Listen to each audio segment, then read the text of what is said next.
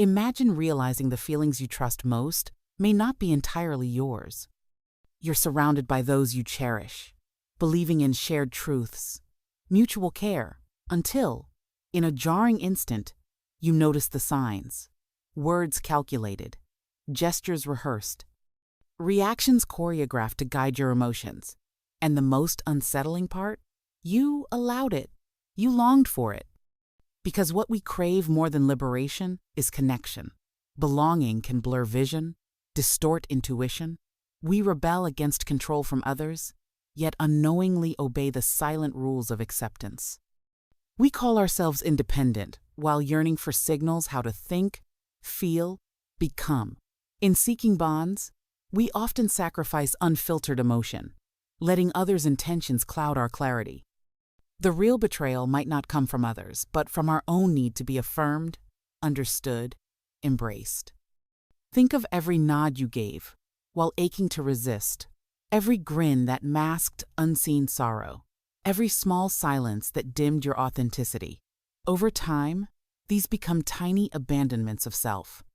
Emotional manipulation may not be sinister, but a delicate negotiation between need and dread. Sometimes, those who sway us are the very people we cling to, trusting them even as we bend to their influence. If control thrives where we seek approval, if peace comes by denying discomfort, then perhaps we've traded our essence for comfort. The most potent manipulations are not imposed, but silently accepted. In a world full of subtle influence, how can you ever be sure your feelings are truly your own? Beneath every quiet manipulation lies something far older than modern deceit, a structure rooted in the core of human nature. Carl Jung warned that what we don't acknowledge within ourselves will guide us unknowingly. Emotional manipulation emerges as the shadow of this reality. It's not just cleverness that makes us susceptible, it's the vast, unexplored terrain inside us. Our ache to belong is not weakness, but a fundamental need. Sartre called others hell, yet solitude remains a kind of death. Torn between emptiness and false closeness, many choose familiar pain over total isolation, giving away fragments of self in exchange for temporary warmth. Desire, not reason, drives our choices. As Schopenhauer recognized, we chase meaning, not logic. Manipulation flourishes not because of control, but because of the fractures already within. Society quietly reinforces this. Huxley's Brave New World shows how pleasure, distraction, and conformity seduce us into submission without force. From childhood, we're conditioned to smile the right way, behave to be accepted, perform to be loved. Over time, this becomes identity. We confuse silence with compassion, obedience with goodness, invisibility with affection, and yet, the true self doesn't vanish, it waits.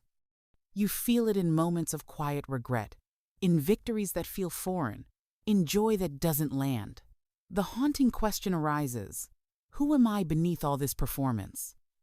Emotional manipulation persists, not only because parts of us silently allow it. The price? The quiet erosion of who we truly are. What if the slow fading of your true self wasn't a flaw, but the very framework your life was built on? At first, nothing feels wrong. You're praised for being easygoing, adaptable, agreeable. You wear the right masks, the loyal partner, dependable friend, model citizen, and the world applauds. Yet beneath the surface, something vital withers. The brain, wired for social belonging, doesn't just mimic others, it absorbs them. Mirror neurons, designed for empathy, blur the boundary between your emotions and theirs. Over time, you stop responding and start becoming. You lose track of where you end and others begin. This is identity theft in slow motion, unnoticed, unchallenged. Cognitive biases reinforce the descent. Confirmation bias filters in only the feelings you've been conditioned to accept. Normalcy bias convinces you that this slow suffocation is just life.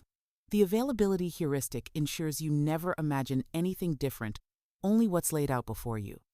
Culture finishes the job gently. Be pleasant, be palatable, be predictable, conform, or fade. But the cost isn't just personal, it's collective. When enough people exchange authenticity for approval, society becomes a chorus of echoes. We end up with systems, relationships, even identities crafted not by truth but by fear of standing alone. Eventually, you hear the quiet voice beneath the noise. Where did I go? Each suppressed truth, each false smile, each quieted protest builds the invisible cage not forced upon you, but chosen, bit by bit. Freedom begins not with ease, but with the terrifying clarity of finally seeing. True rebellion doesn't arrive with noise. It begins as a quiet refusal deep within. It's the uneasy urge to question comfort, to wonder if the affection you receive is meant for you or the mask you've worn for approval. Real freedom begins with one brave decision: to stop betraying yourself for acceptance. This defiance isn't dramatic.